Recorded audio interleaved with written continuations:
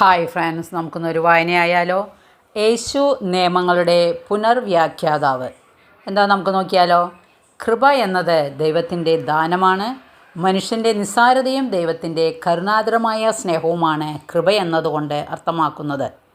തള്ളിപ്പറഞ്ഞ പത്രോസും തട്ടിപ്പുകാരനായിരുന്ന സക്കേവൂസും മറ്റുള്ളവരാൽ ഒറ്റപ്പെടുത്തപ്പെട്ട കുഷ്ഠരോഗികളും ജീവിതത്തിൽ ഇരുട്ടുബാധിച്ച ബർത്തേമേയുസും ദാഹാർത്തയായിരുന്ന സമരിയാക്കാരിയും സ്വന്തം തെറ്റ് ഏറ്റുപറഞ്ഞ് അനുതപിച്ച പാപികളും ചുങ്കക്കാരും എല്ലാം കൃപ സ്വീകരിച്ചവരുടെ ഈ ഗണത്തിൽപ്പെടുന്നവരായിരുന്നു.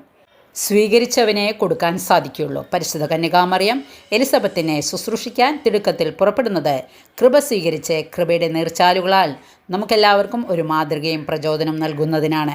ദൈവത്തിൻ കൃപ സ്വീകരിക്കുന്നവരായ നാം മറ്റുള്ളവർക്ക് ആ ദൈവകൃപ പകർന്നു കൊടുക്കുവാൻ കടപ്പെട്ടവരാണ്. വായന ഇഷ്ടപ്പെട്ടെങ്കിൽ ലൈക്ക് ചെയ്യണേ. Okay, thank